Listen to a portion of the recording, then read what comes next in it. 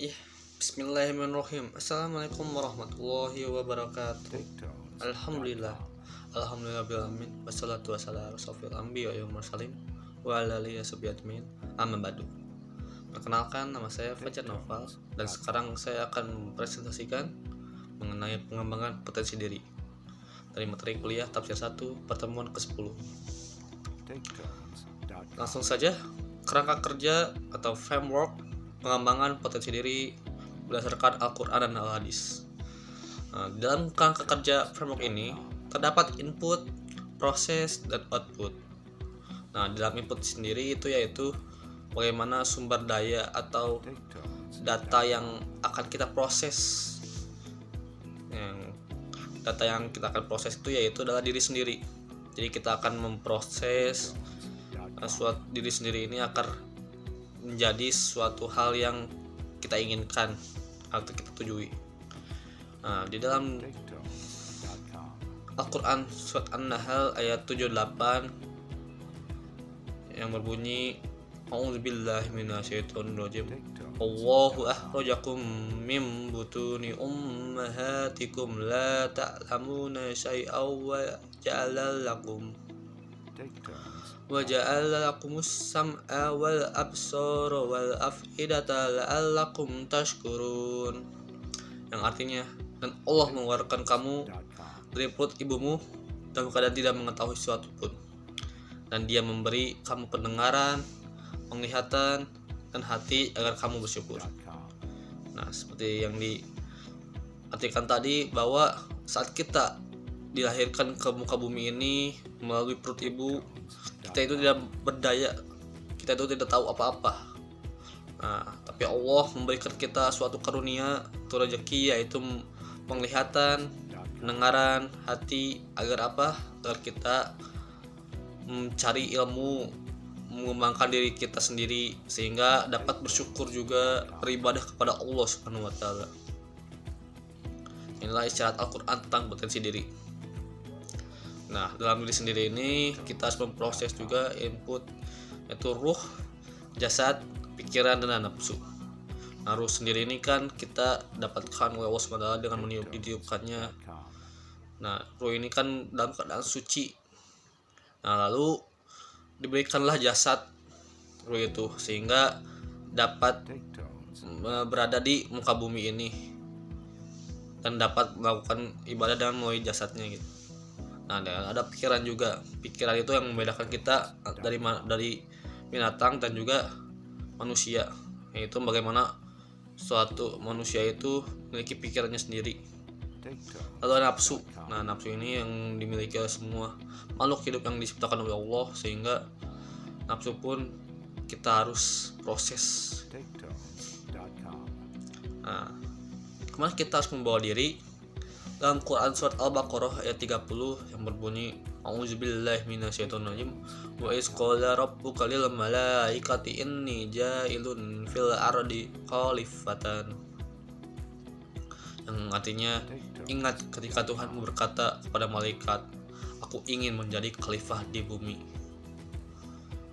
Sebagaimana disebutkan itu bahwa Allah Subhanahu wa taala menciptakan manusia ke bumi ini dengan menciptakan Adam itu agar Adam itu menjadi khalifah, suatu manusia yang satu-satunya yang ada di bumi untuk beribadah kepada Allah Subhanahu wa taala.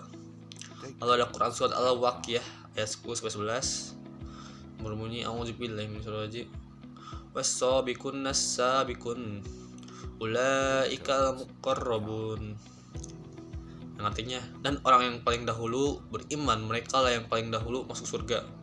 Mereka itulah orang-orang yang dekat kepada Allah SWT.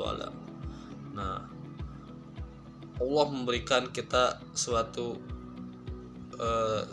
jalan, yaitu bagaimana kita harus beribadah, harus beriman kepada Allah agar apa?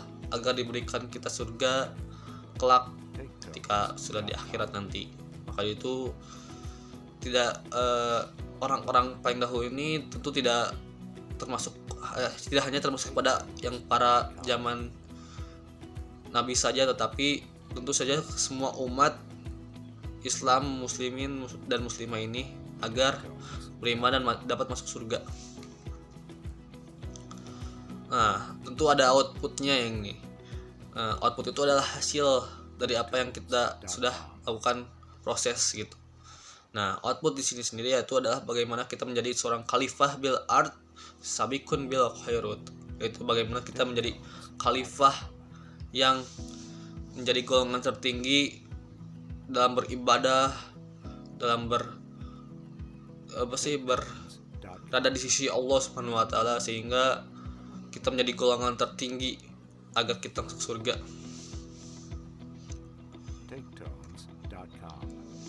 Lalu ada syarat keniscayaan memanfaatkan potensi. Seperti hadis disebut, yaitu auzubillahi minasyaitonir rajim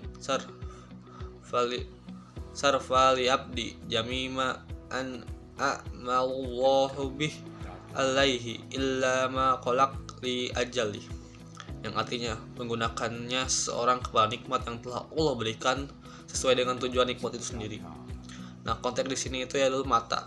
Bagaimana ketika Allah memberikan kita mata, ketika menggunakannya hanya untuk Allah Subhanahu wa taala dan menggunakannya untuk berbuat kebaikan, maka Allah tentu saja akan memberikan rahmatnya, rezekinya, memberikan balasannya, sehingga Allah pun akan memasukkan kita kepada sisinya. Nah, ketika kita ingin mendapatkan hasil menjadi khalifah bil ard sabikun bil khairat, nah tentunya prosesnya itu adalah kita harus bersyukur. Syukur ini adalah bagaimana kita membahas juga rahmat-rahmat Allah yang kita berikan kepada Allah dengan cara beribadah kepadanya, selalu ingat membahaskan budinya dan berbuat baik pada manusia yang lainnya juga. Nah, tentu ada caranya, yaitu dengan riyadah. Nah, riyadah sini yaitu bagaimana kita itu bertobat, yaitu menyesali dosa-dosa yang kita telah lakukan di muka bumi ini. Bagaimana kita menyesalinya, kita akan betul-betul tidak ingin berbuat lagi dosa-dosa tersebut, berzikir dan wirid-wirid, sehingga dosa-dosa itu akan hilang dan digantikan dengan kebaikan-kebaikan. Isyarat pentingnya menjadi orang yang kuat, yaitu bagaimana hadis sebutkan, yaitu al-mu'minul qawiyyu khairun wa ahabbul ila Allahi minal mu'minina du'if, yang artinya mukmin yang kuat lebih baik dan lebih dicintai Allah daripada mukmin yang lemah, dan pada keduanya ada kebaikan.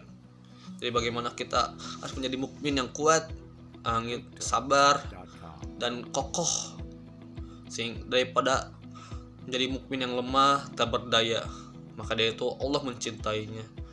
Itu mukmin yang kuat.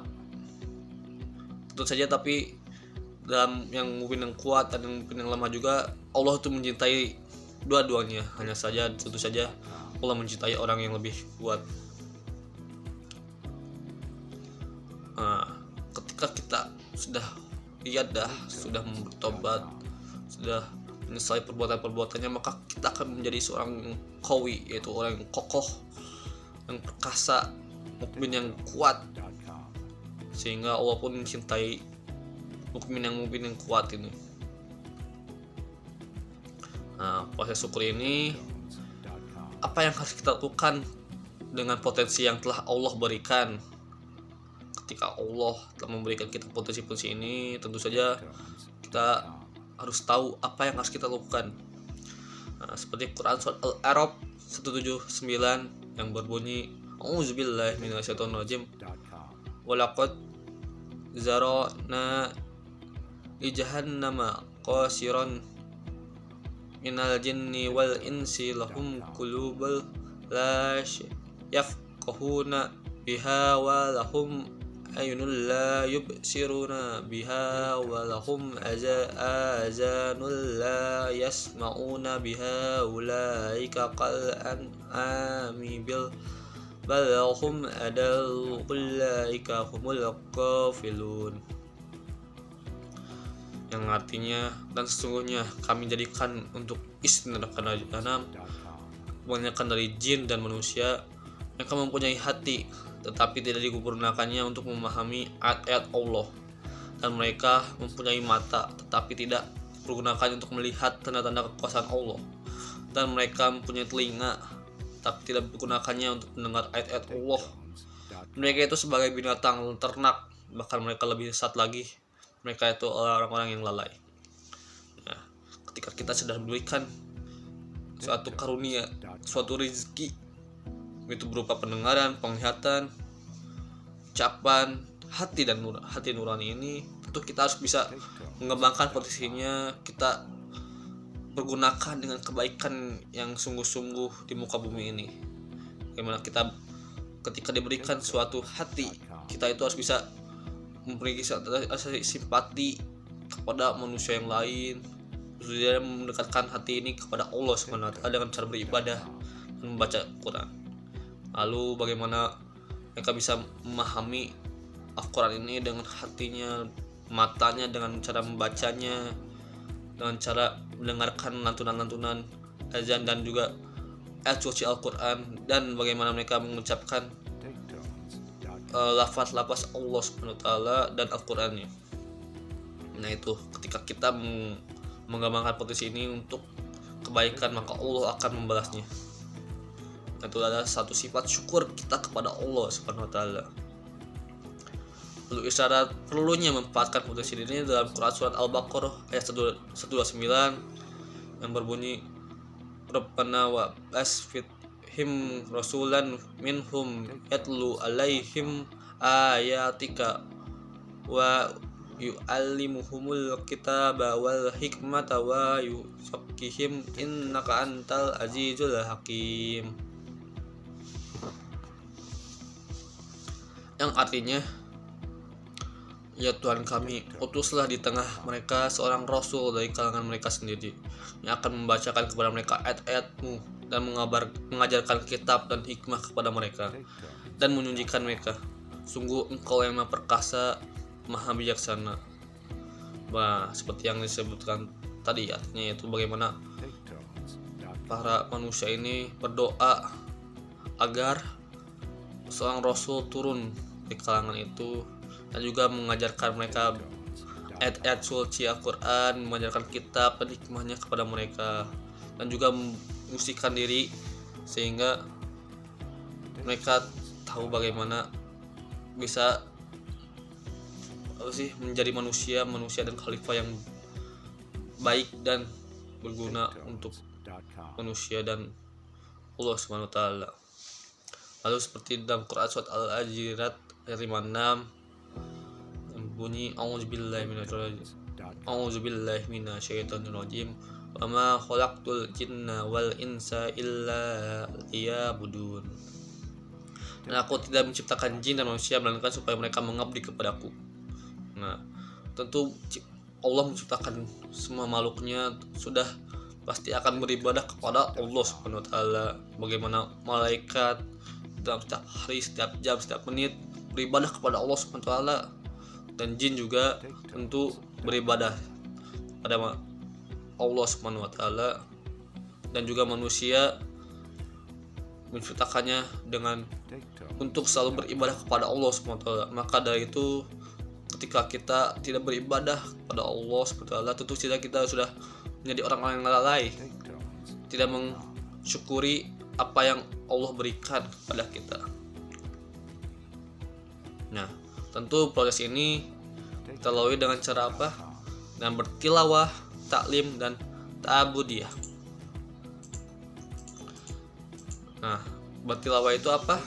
Yaitu bagaimana kita membaca dan memahami apa yang harus kita diamalkan, sehingga ketika kita membaca dan memahami huruf-huruf dan kalimat-kalimat Allah SWT, bacaan Al-Quran, kita tidak hanya membacanya saja, tetapi kita harus memahaminya dan kita implementasikan ke dalam kehidupan kita sehari-hari. Lalu ada taklim. Taklim itu yaitu bagaimana kita melakukan pengajaran. Ketika kita sudah mendapatkan suatu ilmu, kita itu tentu saja harus mengajarkannya juga kepada orang-orang lain gitu, sehingga penyebaran itu akan selalu menyebar kepada manusia-manusia lain. Lalu ada ta'abudiyah. Nah, ta'abud ini yaitu bagaimana kita taat kepada Allah SWT terhadap ketentuan hukum yang ditetapkan dalam Al-Quran dan Sunnah. Nah, jadi bagaimana kita taat kepada apa yang telah diberikan dalam Al-Quran dan Al-Sunnah ini, kita taat, kita lakukan di dunia ini. Untuk apa kita tilawah dan taklim? Quran surat Al-An'am ayat 50 yang berbunyi, Qul hal yastawil amma wal basir wa afala tatafakkarun. Yang artinya, katakanlah, apakah sama orang yang buta dengan yang melihat? Maka apakah kamu tidak memikirkannya? Jadi bagaimana Allah SWT sudah menyamakan manusia itu, menyamakan ratakan manusia. Jadi bagaimana kita harus bisa memfondasikan diri sendiri gitu. Jadi tidak hanya menggunakan mata, tapi juga pendengaran juga, ucapan juga, hati nurani itu kita harus bisa menggunakannya untuk beribadah kepada Allah SWT. Lalu ketika sudah, kita akan melakukan tafkir, takjid, dan iktiyah. Nah, tafkir itu bagaimana kita berpikir bahwa apa yang telah Allah berikan itu tentu saja untuk kita. Kita berpikir bagaimana kelakuan kita, perbuatan kita itu selama di dunia itu, apa yang harus kita introspeksi diri. Lalu ada takjir. Takjir itu bagaimana kita memberikan peringatan kepada diri kita sendiri gitu, bahwa segala perbuatan yang kita dilakukan di bumi ini tentu saja Allah mengamatinya dan kita harus berhati-hati.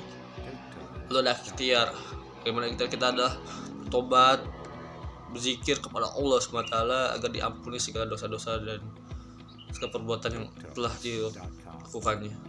Lalu ada ikhtiar. Ikhtiar ini adalah bagaimana kita meminta atau berusaha agar kita didapatkan sesuatu oleh Allah SWT. Bagaimana kita berusaha agar memperoleh apa yang kita inginkan. Jadi kita tidak hanya melakukan doa saja, tapi kita harus melakukannya gitu.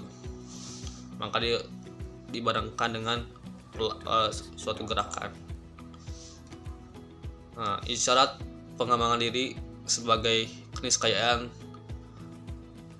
yaitu disebutkan dalam Quran surat Asy-Syams ayat 7-9 yang berbunyi, A'udzubillahi minasyaitonirrajim, wa nafsi wa ma sawaha fal'alhamaha fujuraha wa taqwaha qad aflaha man zakkaha.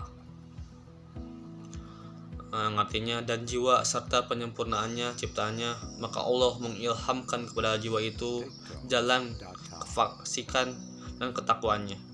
Sungguhnya beruntunglah orang yang mensucikan jiwa itu. Jadi bagaimana kita memberikan kewajiban Allah bahwa kita harus mensucikan diri kita sehingga berada di jalan Allah Subhanahu wa taala, berada ketakwaannya, kefasikannya. Karena tentu orang-orang yang sudah bersih jiwanya itu adalah orang-orang yang beruntung. Nah, lalu ada, setelah kita melakukan proses itu adalah kita akan bertakziah. Nah, takziah itu apa? Bagaimana kita membersihkan, menyucikan dan pemurnian jiwa serta diri dan jasad juga. Nah, bagaimana kita agar disucikan dari segala dosa-dosa, segala perbuatan yang telah dilakukan dunia ini, sehingga kita akan memberikan diri kita itu, memasukkan diri kita itu hal-hal yang baik-baik saja gitu. Segala ilmu, segala perbuatan amalan kita masuk secara lancar karena kita sudah membersihkan diri kita, jiwa-jiwa. Lalu ada isyarat perlunya musahabah. Dalam hadis berbunyi asbu anfusakum qabl an tuhasabu, yang artinya evaluasilah, hisaplah dirimu sebelum kalian dihisapkan di hadapan Allah kelak. Jadi bagaimana kita sebelum telat ini kita harus bisa menghisaplah diri kita, mensucikan kita, mengeluarkan keburukan kita itu, sehingga kebaikan itu masuk yang kelak nanti Allah tuh akan menghisap diri kita di akhirat kelak gitu. Jadi kita jangan sampai menyesal kedepannya itu, bahwa nanti kelak kita akan dihisap oleh Allah SWT.